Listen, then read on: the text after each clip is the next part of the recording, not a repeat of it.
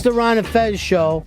And after all these years, we finally get to meet Jackie Martling. Jackie. Well, I finally get to meet you guys, I would say. That's great, man. I'm thrilled to be here. When Jeffrey invited me on the show to meet you guys and to come on, I was like, wow, I never met those guys. How did I never meet you guys? As sometimes that happens in this business. But better late than never, guys. You hear about people forever, but you're always on different sides of the street. And ships crossing in the night. That's true.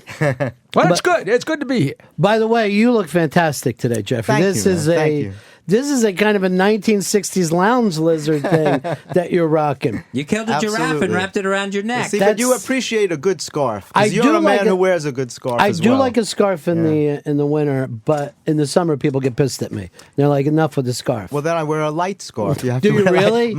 Always multiple scarves. Well, Absolutely. I took my scarf off because otherwise you'd look at the two of us with scarves and you'd think we were memoing back and forth. Like, what are you wearing? What are you wearing? Yeah. But how long do you guys go back? Oh man, back to the 80s, probably before that actually. My earliest memory of Jackie was in the Catskill Mountains, and I believe it could have been Freddie Roman that introduced us.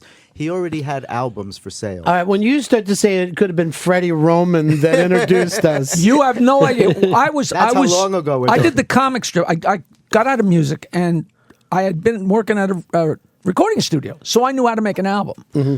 I didn't have any fame. I just knew how to record myself and make an album. I borrowed money from people, made my own album, which was so impressive to people. Didn't mean anything, right? You know, but I had albums that I'm down in the Fort Lauderdale comic strip, and Freddie came in because he was working in South Florida. He walked in, and wow, that's Freddie Roman. I'd heard of him, and I gave him one of my albums.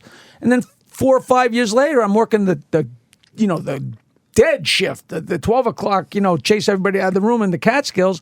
And I get there, and I'm nervous about going on. Maybe I'll go downstairs and see Freddie Roman's show. And I started down the stairs, and he's walking up. And I said, Freddie, I'm Jackie Martling. He says, I know who you are. I'm on my way to say hello. I said, you know who I am?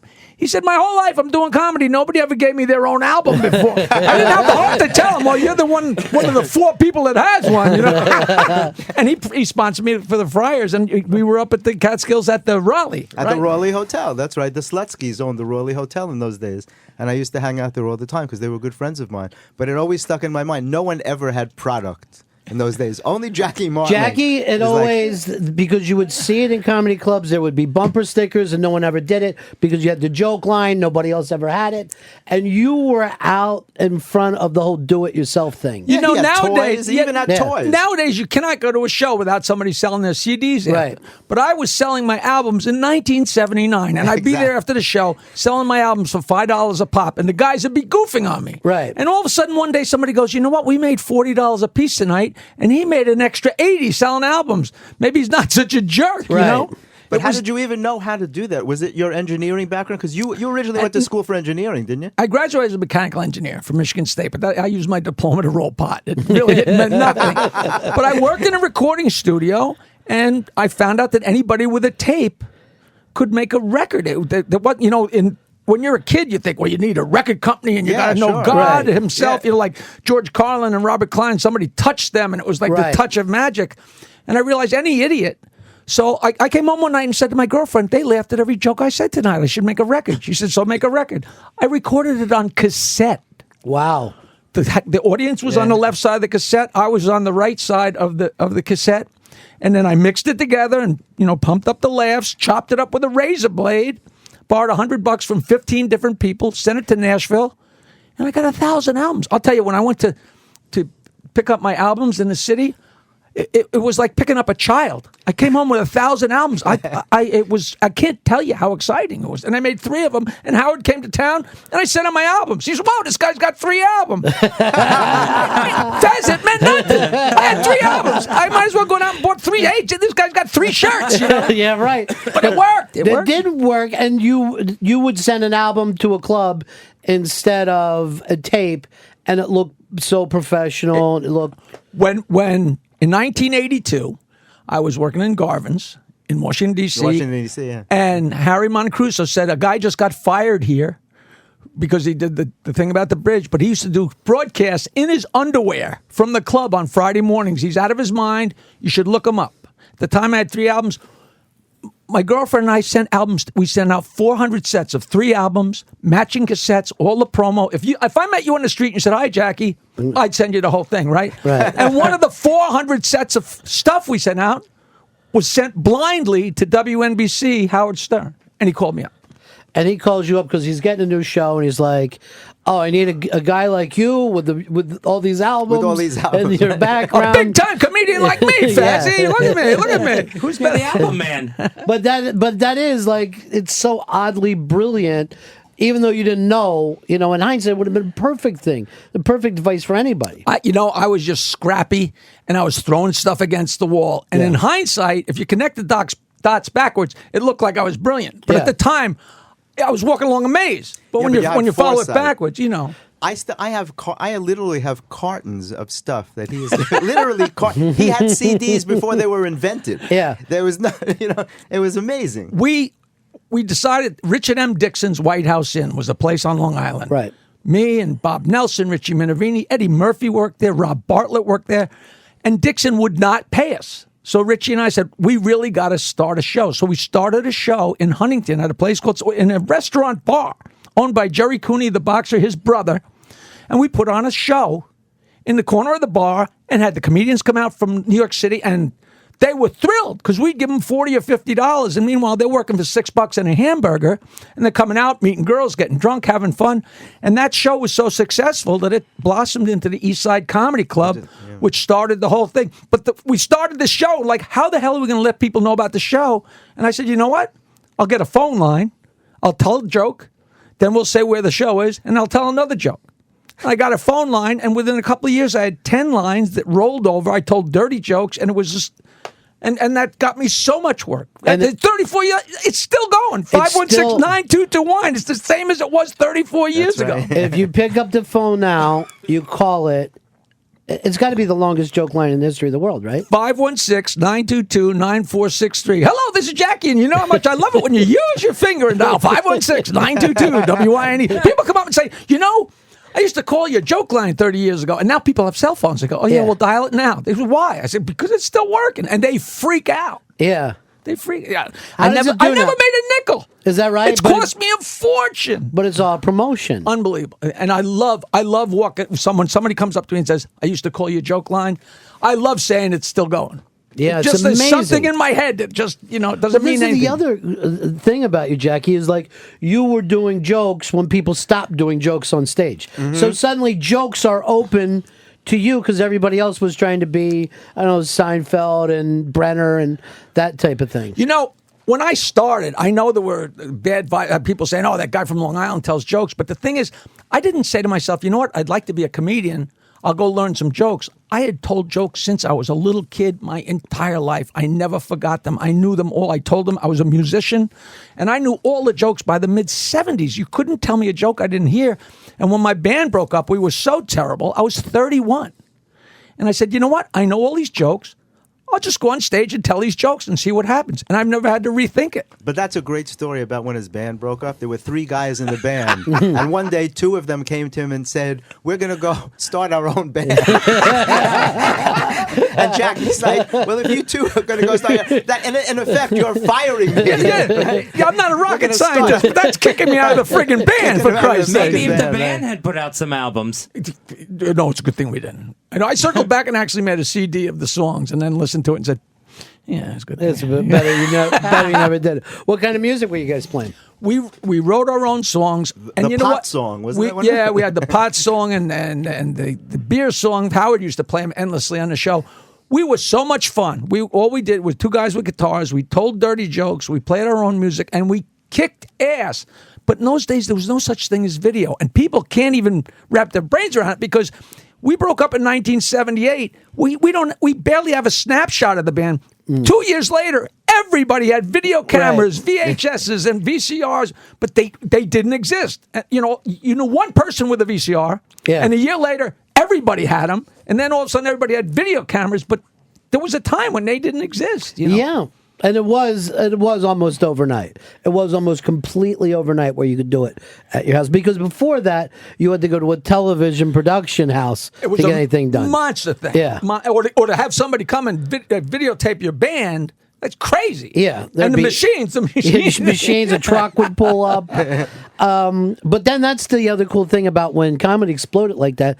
You could just find a restaurant, throw a mic up and start going. That's how I made I did that I put up a show in every bar on Long Island, I swear. And this guy, Ron Richards, was doing it in Jersey. And he said, Jackie, you have an amplifier and a guitar and a microphone. I'm going to give you some of my work. So I was producing shows. He was producing shows. And, I'd collect the money, pay the comedians, and take what was left. And I produced shows everywhere. Like comedy clubs were a fancy thing. Like, wow, we're getting to work a comedy club as opposed to I swear to you. Carol Leifer still talks about this. You know Carol Leifer? Elaine was based on her. We'd go to a bar, but there was one specific bar where we were supposed to do comedy. It was me and Carol. It might have even been Paul Reiser. Well, she was dating him in those days, in the early days. So, but I know for sure it was Carol. It could have been Rick Overton. Could have been maybe Peter Bales. All the guys came out and worked for me because we made money. And the hockey game, I wasn't a hockey fan, so it was about to go into its third overtime. There was hardly anybody in the place, and there was a bar full of guys watching the hockey game. It's about to go into third. I had to turn off the television and start the show. This is what Carol said to me, "What are your balls made out of?" The Islanders are going for the fucking Stanley Cup in those days. Click. Yeah. Man, he's turning it off to do songs. But it was also weird that you could draw people by just putting up to think comedy. There's going to be comedy on Friday night would get a crowd to come out. People don't remember. In the 70s, if you were going around the TV dial and you saw a stand-up comedian, you stop and watch. Yeah. By the mid-'80s, if you were going around the TV dial and saw a stand-up comedian, you couldn't turn the channel quick enough. Right, that's true. Because all of a sudden there was like an avalanche. Yeah. Well, because there in the 70s, you were going to see Carlin, you would see maybe Brenner, Robert Klein. Rodney. I mean, Rodney, you knew all those guys almost on a first name basis. David Steinberg, I'm going to do something with him next week. He did 120 Tonight shows. 120. Who can even imagine that? Yeah, that's beyond. Now, that's more than Johnny Carson did. It probably is. But and now they won't even put his stand up on Letterman. Like somebody Very can do hard to get panel, on, yeah. but you just can't walk out. Like 5 times a year, they walk out and stand in front of a mic. Well, they have 3 people now who go around to cast for Letterman. It's not like it used to be when Eddie Brill was doing that. Now there's like a panel of 3 people who go to clubs and look for talent, but it's much harder than it used to be. And it's tough, yeah. But it's never not interesting though. I mean, Steinberg's just so amazing, And it used to be an event. I don't know how old you guys, but it was an event when Rodney was on the Tonight Show. Oh, absolutely. Yeah, when I was a kid and Rodney was on the Tonight Show, I'd be like saying to my parents, "I'm staying up." It's like you That talk was about one of water cooler. You pick up the phone and recite his act back and forth with your friends or the other comedians. It was one of my greatest thrills when he did my jokes on the Tonight Show with Johnny. That was like amazing. Same with me. It was like I died and went to heaven. Both you guys wrote for him, right? At different, but was it just like I'll send you a joke? Wasn't like hit and miss a joke here and there. It's not like, hey Rodney, here's your next act, right? I used to bring him a lot of jokes, and I'd say, "Look what I brought you," and he'd say, "Yeah, Jeff, but they got to be funny, you know?" Right? Yeah. I got your last batch. I'm like, "Oh, I forgot about that. They have to be funny." Okay. I got your last batch. Yeah. I don't see anything here. That's great direction. I was with him. I wasn't working with him, but I was traveling with him. I traveled with him for 2 weeks. Fort Lauderdale, we hung out for a week. In Las Vegas, he headlined at the Aladdin. And you brought him to the comic strip. Yeah, I originally brought him to the comic strip in Fort Lauderdale. But 2 weeks with him, and I'm still remembering things. I got to write a book about somebody wrote a book about his week with Bobby Darin. I got to write my 2 weeks with Rodney because it was unbelievable. But one night, I was just told this to somebody the other day. It popped into my head. He did the same act every night, same 40 minutes. And we were there in the gasoline strike of 1980. So people weren't even going next door, let alone to Las Vegas. And the place was a ghost town. And he's up there doing his act. And one night he just did a joke that he had never done before. And I screamed. And, it was so hip and so absurd. He said, there was a waiter on trial. And after he was acquitted, he went around putting the chairs on the tables. after the show, I said, what the fuck was that? Oh, it just came to me. I just was thinking it was a hip joke, Talking about hip, one night he said to me, Jeff, because everybody was talking about in those days who's hip. And one of Rodney's best lines, very simple. He says, Jeff, you know who's hip? I'm like, who, Rodney? 2 guys in the village. That's who's hip. That was the essence. 2 guys in the village. He was cool. Like Dennis Blair used to open for him. When Dennis first started opening for him, Rodney came up to Dennis one time and said, Dennis, this Billy Joel, is he big? Not is he great? Is he good? Is he big? Jackie Martling's in studio with us, hosting Gotham Comedy Live this Thursday. This at 10 p.m. Thursday. Also headed to the Holiday Inn Express in Latham, New York. That's Saturday, February 15th. The Empire City Casino, Wednesday, February 26th. And tonight on Howard 101, Jackie's Joke Hunt at 7 p.m. it's Eastern. my radio partner, Ian McKeon Carr. It's his 50th birthday today. Happy birthday, Ian McKeon. Mm-hmm. And you know what? I always want...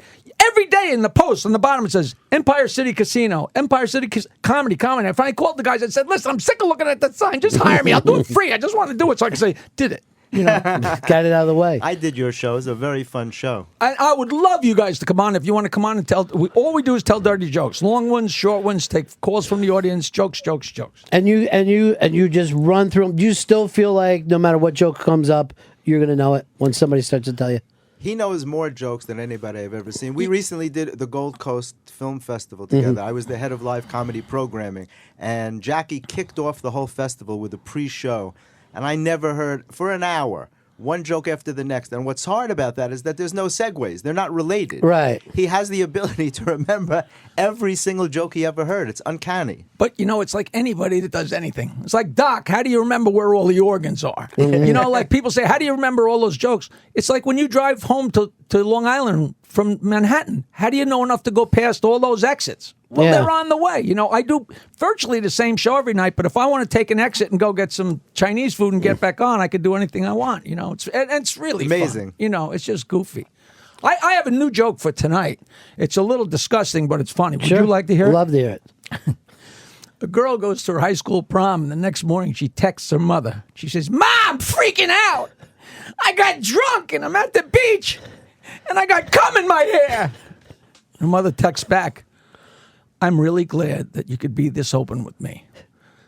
You see, many times a guy will pull it out of your mouth to shoot on your face, and he'll accidentally get some in your hair, but just jump in the water. It'll wash right out.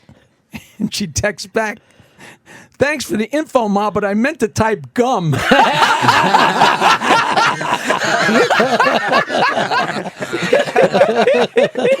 I don't often hear a new one. And my dentist, my tooth fell out the other day, and I went to the dentist, and I walk in, and he starts telling me a joke, a Chris Christie joke. And I said, you jerk, that was on my email the other day when I wrote to you. So he said, oh, I got one. And my dentist told me that. He told the terrible Jerry Grossman out on Long Island, the greatest guy, such a sweetheart, took me on 8 o'clock on Saturday morning, and he gave me a joke. And I said, I can make that funny. Despite how you told it, I could make that funny, Jerry. Dentists can be funny. Yes. Oh, I didn't mean to step on teeth. Literally. Were you the funny dentist at the time? No, I actually was very serious in the office. Never joked around. And so nobody knew that you were living this double life? No, people knew because the shows came out about me, in television shows and PM Magazine and stuff like that in those days, and I had a wall full of pictures. I always did my stuff very seriously. He wasn't didn't you hypnotize people and do holistic dentistry and have music and incense and crap? I did a lot of very avant-garde stuff. Yeah. Imagine you walk into the dentist and he's there. If you walked in and he was there, would you open your mouth? Why would hypnosis work better than drugs? Well, because I didn't like drugs and I didn't like injections. I like to put people into a calm state, and I was fascinated by hypnosis. You weren't the one getting the shots. I used to use it on people who were afraid of injections. Can you still do hypnosis? Yeah, I'm pretty sure I can. Yeah, I will tell you How do you right think now, you got on the show? I would know. Yeah, it's so funny. But I've never seen anyone go under the way Fez does. If you ever get the chance with him. Oh, really? Yeah. If a hypnotist comes in with them. And the weird thing about Fez is he will then have the best fucking show of his life. He can do impressions, all this shit. But then when he's not hypnotized, he's all like nervous, like I'm not sure what I'm doing. He's got all kinds of papers in front of him. But with hypnosis, he's so cocky, and people think it's a lie, but it isn't. Because he would be doing it every fucking day. Like Jerry Van Dyke when he was sleepwalking? He is Jerry Van Dyke. You should hear me play the banjo when I'm hypnotized. Did you ever hear the world's greatest hypnotist joke? No. The world's greatest hypnotist is got a packed house at Carnegie Hall. And he's got a watch on a chain. He said, "You're all in my power. You're all in my power." And all the people like swaying back and forth. Whoa. Whoa. He says, "You're all in my power." And he accidentally drops the watch. He says, "Shit!" It took him 2 weeks to clean everybody out. I got to jump from it. You sure do, man. And you know what? There's nobody else in the business who does that. That's what's interesting. There's nobody who gets up and tells jokes and made a career out of it. Was that weird for you at the time where everybody was trying to do this individual storyteller thing to jump up and start doing jokes? No, Because it was you so know what? I different? never thought about it. Comedy was in such an infancy. You know, like Richie Minervini got up and did his jokes, and Bob Nelson did his craziness, Right. and Rob Bartlett was just so funny, and I was just the guy that told jokes, and I never even thought of it. You know, the few times I came to Manhattan and I got passed at the comic strip because Richie Tinkin, who owns the comic strip, fell in love with me because I dragged Rodney one day. Right, that story's one in the night, book, by the way. I'm in That's Fort in- Lauderdale, and with Rodney. We go to see Louis Nye. Do you know who that is from the Sure, old Steve Allen of course, show? yeah. And I said, Roddy, there's this new place, the comic strip here in Fort Lauderdale. I had never worked there yet. And we find the place, which was not, it's Fort Lauderdale at Easter time, and we get lost. We're on A1A, absolutely packed with college kids, and I got Rodney Dangerfield and Louis Nye in the car, and I'm driving, and I'm lost, and we're going 3 miles. If somebody had looked in that window and saw Rodney, whoo! But we found the place. I go walking into the comic strip, and at Easter time, everybody wanted to work there. Paul Reiser, Larry Miller, Bob Nelson, Dennis Wolfberg, Glenn Hirsch. There were a couple more because nobody wanted to leave, and everybody came early because it's the girls' Fort Lauderdale. Right. You're working. And I come walking into the comic strip, and Paul Reiser's standing right there. I go, "Hi, Paul." He goes, "Hi, Jackie." Rodney walks in behind me, and Reiser's like, boing. And behind him, that's not crazy. Louis Nye walks in, and Reiser's like, "Gee," and he goes, "You did this?" And they love the show. And then from then on, whenever Rodney was in Fort Lauderdale or in southern Florida, he'd find his way to the comic strip, just like Catch a Rising Star, and go up and try out his jokes. So he loved them, they loved it, and they've always been indebted to me. But I would go into comic strip once in a while and do my jokes and fool around. But I didn't do the comic strip improv, Catch a Rising Star. You know, I went up and did my bombing a few times at Catch a Rising Star, which Rick Newman is the greatest stories of all time. No, but it was funny how you got on the first time when somebody went up for like 10 seconds and they left the stage. Oh, and you know that story? Your friend, it's in the book. It's in Make 'Em Laugh. Your friend encouraged you to get up and tell a joke.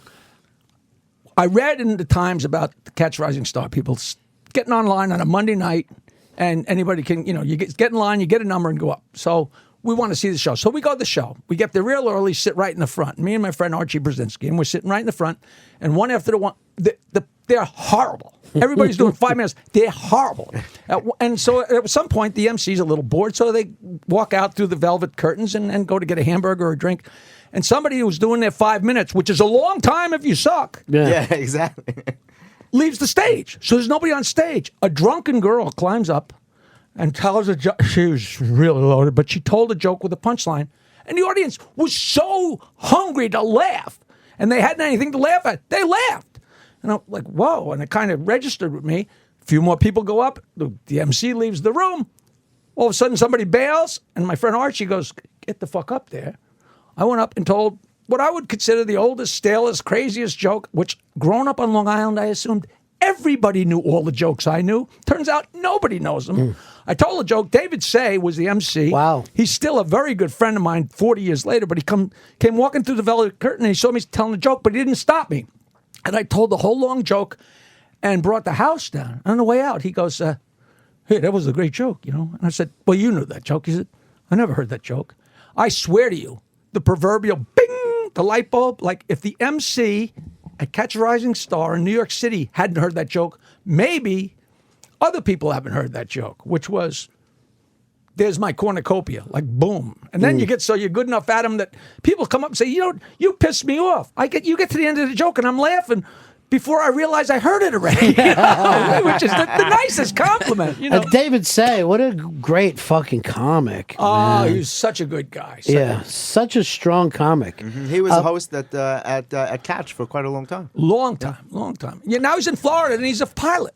He flies from gig to gig. Is that right? Yeah, in his own plane. He's great. I remember seeing him do the Tonight Show and stuff well ahead of that curve. And, way ahead. And just be crushing. I mean, talk about hip fucking material and just really just had himself down. You talk about how long ago Carson himself saw David Say at Catch a Rising Star and picked him out. It wasn't somebody scouting. Carson was there and said, I want this guy. I want that guy. Exactly. It was a very rare story because he didn't go there much. You mentioned Bob Nelson a couple of times, and he and the other guy, they were part of the original, the identical triplets with Eddie Murphy. Rob Bartlett and Bob Nelson. Bob Nelson and Eddie Murphy. They were the identical triplets. Two white guys and Eddie Murphy. That was great. And that's when he came to the comic strip to audition. Right. They were the ones who suggested him to come to the club. Man, another name you brought up is Dennis Wolfberg. Always strong. Always strong. Killer material. Yeah. Great character. We worked all, I don't know. I maybe even never told you this story. Dennis was a school teacher, but he was a great comic, and he was getting better and better in like 1979. And me and him and Peter Bales were working at the places with the sawdust in saloon. Jersey. The ground rounds, yeah. Working on a ground round somewhere in Bumfudge, New Jersey, way off of Route 3, and on the way there, my engine overheats. By the grace of God, we get to the gig, but I got to get my car fixed. But on the way to the gig, Dennis says, I did it. I quit my job. I'm not teaching school anymore. I gave him my notice. I'm resigning. I'm a full-time comedian. Now I'm a full-time comedian. This is my job. And all of a sudden, my car's broke down, so this pretty waitress is going to let me stay at her house. So her and her brother and me drive Bales and Wolfberg. He had to go back to the city because he was parked where he had to move the car by 6 o'clock in the morning. So we let off Peter Bales and Dennis Wolfberg standing at the corner of Route 3 in New Jersey at 2 in the morning hitchhiking. I said, welcome to your new career, Wolfberg, you asshole. They're giving me the finger. I went home and banged the girl. It was just, he was such a good guy. End to the story. He died so young, though. Yeah, that was wow. That was sadness. That's very bad for your career. Right? No, yeah, it is. But he was also just so fucking funny. Amazing. So funny in his own character that he invented. His eyes would just pop out when he told you. But that was pretty much him. When you talk to him, that was pretty much him, But to be comfortable with that, just to develop that. It was great. I'll send you guys I got a picture of all those guys in my motel room when I was with Rodney. I'm not in the picture. You just have to believe I took it. But it's Rodney's son, Rodney's daughter, and Wolfberg and Bales and Larry Mill, all these guys. And Rodney was a god to all those guys, right? It was unbelievable. Yeah. I don't know if I told you. We're sitting around the pool. Okay, we're sitting in a circle, one of those classic comedy circles that you couldn't ever create. I just invited all the guys over to the pool.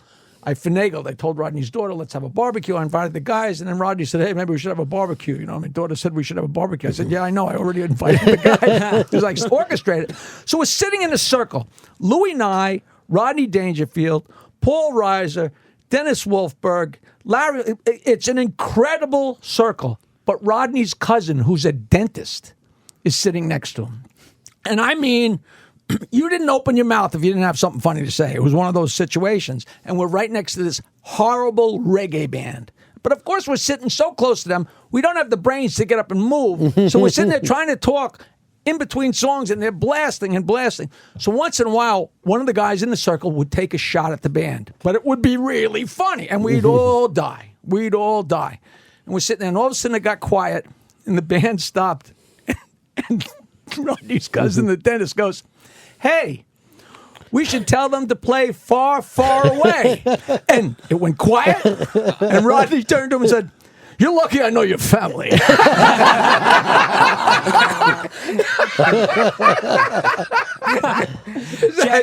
Jackie the Joke Man Martling playing Gotham Comedy Live. He's hosting this coming Thursday. That's the 16th, 10 p.m.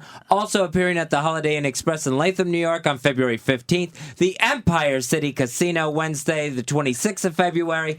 And Jackie's Joke Hunt tonight, 7 p.m. Eastern on Howard 101. Now listen, Fez, I know that's a lot of plugs, but can I say one more thing? If One you more? if you want to get a joke every day, I tweet. I tweet a joke.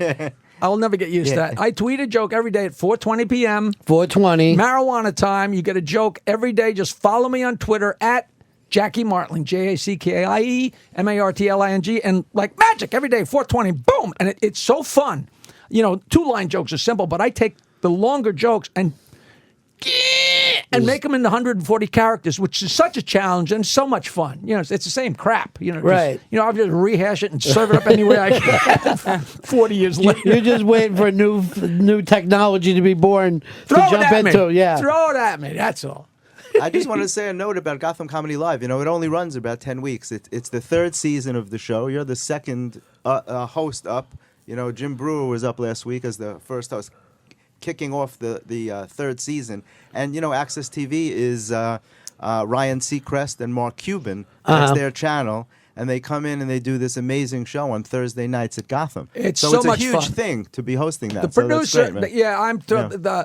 Killer Bunny. Yeah, Rob and Dave from Killer Bunny Productions. I met them and we had an instant bond. It's unbelievable. And I surprised them at the Friars Club with Sean Young. I did a movie with Sean Young and she's become a friend. So she joined us at lunch and these guys freaked out. And it's just so much fun. They got so much energy and they're so creative and they love me. And I haven't fucked up with them yet. No, and they're looking forward to it. I was with them last night. Last night was the Gotham holiday party. So everybody was there. And we were talking about you doing the show, and you know. Well, you're always doing like so much. I saw a thing where you were in Cannes, hanging out during the Cannes Film Festival. You know, I quit drinking in 2001 on Cinco de Mayo, however you say it. 8 years I went to the Cannes Film Festival, not even a sip of champagne. Your whole life you dream of getting drunk on the Mediterranean, but I have had so much fun. One of my best friends is Tom Bernard, who's the president of Sony Pictures Classics.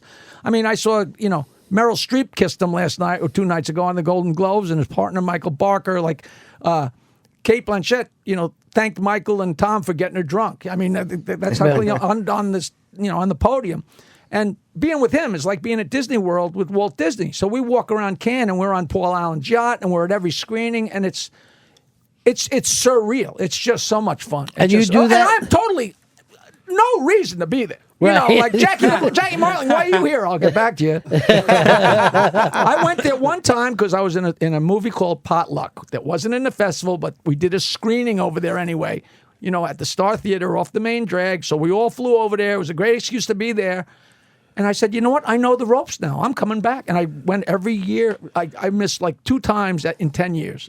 And it's 5 movies. You see 5 movies in a day. You love movies that much. You're crazy about movies. Yeah, but as I get older, you know, they meld together. Like I'm embarrassed to say this. I went to a movie a couple of years ago, and I'm like, this is kind of familiar. And it wasn't until the end of the movie that I said, you saw it? I've seen this. And now the fucking trailers are so long, you can't remember whether you saw the movie or not. Yeah. Thank you for saying that. I thought that only happened to me. Oh, the trailer. Happened. And then the same trailer comes on the next time you go to the movies. You want to kill yourself. Right. You know. And they do I am the captain, though. Yeah, I am the captain. I'm gonna shoot someone. And I know I haven't seen it yet, but you feel like, yeah, I got it. Yeah. They kind of become a little bit closer there, and then something bad happens to the guy. And then we're all going to feel bad. So much fun. I went to Toronto all the time. I went to the Sundance Film Festival. I went to Cannes, and it's just great. And you get to know everybody because it's the same circle of people everywhere. Right. You know, you again. Hey, how you doing? Oh, you again. How you doing? So you just love movies, though. Yeah, and I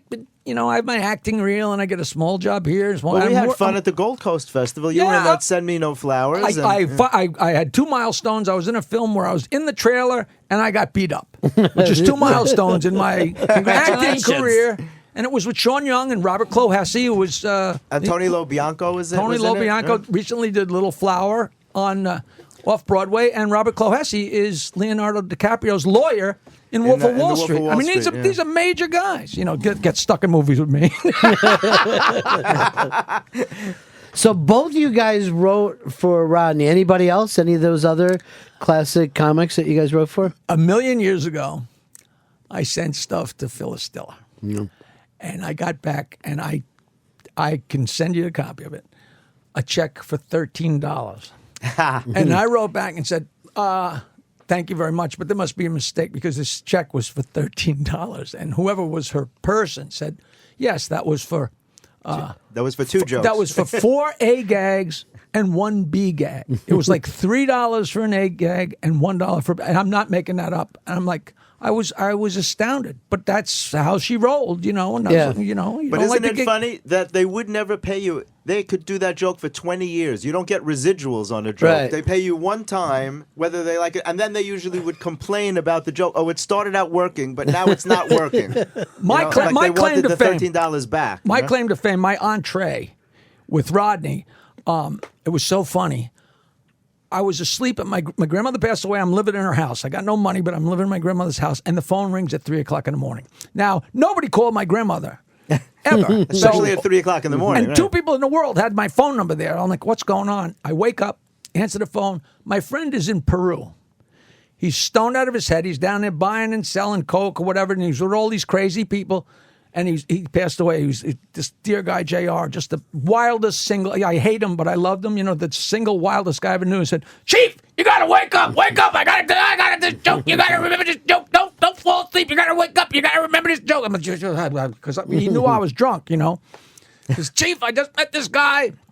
His name's Tennessee Bob, and he told me this girl's known as a Tennessee 2-bagger. She's so ugly, you not only got to put a bagger over her head, you got to put a bag over your own head in case her bag rips.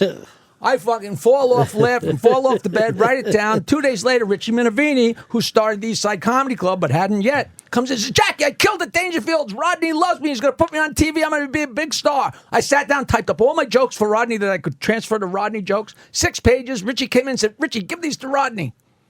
Oh, man, I lied. I didn't meet him. He wasn't even at the club. I said, "You're fucking kidding me." And he goes, but I was there. This is a true story, Fez. I swear on my mother. Takes out I believe you. He takes out the matchbook and says, that I was there. He shows me the matchbook. I take the address from the matchbook because I already typed out the joke. So I put the carbon copy in the letter that I already said Rodney. I almost said Howard Stern. Already said Rodney Dangerfield. I wrote in the address and mailed it. 2 days later, the phone rings. Swear to God, and my grandmother's. Also, nobody has this phone number except Rodney. Phone rings. Hello? Hello. Who is this? It's Rodney. I said, "Rodney who?" "Ha, I knew you were fucking funny. You know, I can tell you were fucking funny. You know, there's a lot of funny stuff here. There's 2-bagger. You're the funniest fucking thing I ever saw, you know." So I went and met him at Westbury, and he always said that was the greatest joke in his act, always. Now, when you saw him in the club, he was always wearing a bathrobe and pajamas, right? After the show, we'd hang out? In the club. In the club, in a Not a theater, not a nice bathrobe and pajamas, just a regular bathrobe and pajamas. And he'd walk around like that with Joe Ansis. Remember his best friend, Joe Ansis? It was a rite of passage for a comedian to see Rodney in his ratty blue bathrobe. Sometimes it'd be open, and his nutsack would be down about it to his ankles. And he'd walk up to the bar, though. He would greet customers in a bathrobe and pajamas. I mean, it was amazing. So funny. I remember the first time I got an envelope from him, just a check came in the mail for $50. He would pay the most of anybody in those days. Is that right? $50, right? $50 for a joke. Yeah, my first check was for $200. I was over the moon, you know. And he did one of my jokes on his first album, No Respect. It was like, you know, he says, "You know, I'm all right now, but last week was rough." He said, "I only get ugly girls. I went out with this one girl who was so ugly, I bent down to pet her cat. It was the hair on her legs. She was a very ugly girl." Oh, that's just, I was at the Friars Club telling Rodney stories. And I told a story to somebody, and Dick Capri was sitting at the next table. And he comes over and he says, "Jackie, that was the signal joke." I said, "What are you talking about?" He said, "If you were working at Dangerfield's, and there was a speaker downstairs, and if you were getting a blowjob or fooling around with a girl in the dressing room, when Rodney did the joke you just told, that's when you knew you better get your stuff together because he's going to be down there in a couple minutes." And I was with him when the joke came in the mail. We were in Las Vegas, and he opens this envelope and he goes, I don't know. You tell me if this is too strong. I got no respect. I got a parrot calls me Jew bastard. So of course I'm told that in the Friars. I'm loud like this, and Capri comes over and says, "That was the signal joke. If you heard that joke, it was time to pull your pants up." So it's fantastic. Capri was the first comic I ever wrote for, and he was the one who introduced me to Rodney because I was writing jokes for Capri. Do you know Little Dick Capri, the funniest? One of the funniest comics ever. One of those Catskill guys that a lot of people haven't heard of, but just a well, he just was in delight. Catskills on Broadway. Catskills on. So when you were with Rodney, did he assign you a joke to yell out from the back of the room? We used to yell out lines. Like my line was, "Hey Rodney, how long is it since you've been in show business?" And you're like, "Hey Jeff, it's always been the same length." When I was with him in Las Vegas. And it's so weird because the audience, it was only like 1/3 or 1/4 full because of the gas strike, and it was empty. So when you heckled them, the people would look at you like they wanted to kill you, but meanwhile, it was your job. It was your job, yeah. At the Joe end of the Anstis show, used to say it. yeah. It's like, "What do you do for a living?" He said, "I get guys for your sister." Why don't you come in the bathroom and we'll see how short you really are, or whatever it was. And Joe Anstis, he and Rodney were aluminum siding salesmen together. That's how friendly they were. They went way back together. Joe Anstis was supposedly the inspiration for Lenny Bruce. Those guys would hang out at a place called Hanson's, if you remember. And they had a round table. In the 50s. And they had a round table, and Joe Anstis was acknowledged as the funniest guy who never went on stage. But he was the inspiration for Rodney and the inspiration for Lenny Bruce. Joe was a tall, delightful Skinny, guy, afraid of his own shadow. And I put out 2 albums, and I was going to put out a 3rd album. And I heard this expression. And I said, "My God, that is the funniest expression I ever heard." And my album's all set up. I'm ready to send it to get pressed and printed. And there's an article in People magazine about Rodney Dangerfield, and he's talking about Joe Anstis, and there's a picture of him. You go to People magazine, Rodney Dangerfield. I'm sure it's on. Everything's online now. There's a picture of him in his blue bathrobe, and there's a picture of Joe Anstis. And the last paragraph, Robert Klein was quoting Joe Anstis. He said, "Rodney, blah, blah, blah, blah." I forget exactly what he said. And then Klein said, "Well, like Joe Anstis has always said, the only normal people are people you don't know that well." And the name of my 3rd album is "Normal People Are People You Don't Know That Well." So I'm like, oh God, it's all ready to go. So I write a letter to Joe. "Dear Joe, I'm just about to do my 3rd album, and it's called Normal People Are People You Don't Know That Well. And I saw a quote in People magazine. It's your quote. Is that your original quote? And if it is, can I use it? And if you want me to just go fuck myself, just tell me." He sends me back a postcard. "Jackie, I'll send you the scan of the postcard. Jackie, yes, it's your original quote. Yes, you can use it, and go fuck yourself anyway." He was a wonderful character. Yeah. Wonderful character. He was a funny, funny man. Jesus Christ, you're right, dude. You got to write this stuff up. You got to do a book. I really think I should do a book. My 2 weeks with Rodney, because the story, I didn't even the best story of them all, because it's so. I've told the whole world. We're at the Aladdin, and there's nobody there. The town is dead, and we get done with he gets done. I wasn't working. He's done with the second show. "Oh, come on, let's get out of here. Let's take a walk." And at the time, the MGM Grand was next door. Yeah, we go walking down. We go into the MGM Grand. It's empty. The maitre d' was there. The maitre d' knew Rodney for 30 years. He called him Rodney Danglefoot. No, he called Roger Danglefoot. And every time he called him that, I'd laugh. Rodney'd get mad. He'd call him that again. We got drunk. We're out of our minds. Coke and pot and everything. But there's nobody. Not even whores. I mean, the place is a morgue. We're walking back. The sun's about. I probably romanticize this a little bit, but Las Vegas is cold at night. It's Easter time. But it's cold at night in the desert, and we'll walk along, and we're chilly, and the sun's coming up. And we're almost to the Aladdin. And this is 1980. I've been in comedy 6 months, okay? And I'm with Rodney Dangerfield, who's my favorite. It's like if I was dying of cancer, and they said, "Well, make a wish," I said, "Put me on the road with Rodney Dangerfield." So we're walking down Las Vegas Boulevard. We're almost to the Aladdin. He goes, "You got to take a leak?" Oh, yeah. And I said, "Well, you know how much I drink. I drink beer like crazy. I can always pee." He says, "Come on." And instead of going into the Aladdin like 2 human beings, we go behind the Aladdin. The dumpsters are each the size of a small McDonald's. We're back in the garbage area, and he walks up to a dumpster and starts pissing on the dumpster. So I go up to the other dumpster. I start pissing on the other dumpster, and he turns to me and goes, "Welcome to the big time." I've been in the presence of other comedians who have told that story in the first person. Like, you mother, that's my story. That's my story. You are right, man. That's got that almost famous thing, and you're just out on the road with the fact that Peeing with Dangerfield. Yeah, peeing with Dangerfield is like, but that's fucking amazing shit. That's amazing. Ron, you want to hear the funniest thing of this whole thing? We got here, and I said to Jeff, I purposely didn't get a cup of coffee before we go on the air because I didn't want to run my mouth too much. And I apologize. I didn't like a diarrhea of the mouth. Seriously, I love these stories. When I interviewed him for the book, I got to tell you, we interviewed everybody for the book. Jackie had 2 hours, the interview. You know how long it took me? I'm still transcribing it. That was 4 years ago. 4 fucking years ago. And I'm still working on his interview. That's how many stories he told me. It was Jackie unbelievable. Martling, he's going to be Gotham Comedy Live, 10 p.m. this Thursday. That's the 16th, hosting the evening. Also, the Holiday Inn Express, Latham, New York, Saturday, the 15th of February. Empire City Casino, Wednesday, February 26th. And tonight, if you want to tune in at 7 p.m. Eastern, it's Jackie's Joke Hunt on Howard 101. Tonight's show number 350 is our 359th one hour dirty joke show. We still actually come up with that cum gum joke is for my. That's happy birthday to my partner tonight. I hope he's That's a not good listening joke. right now.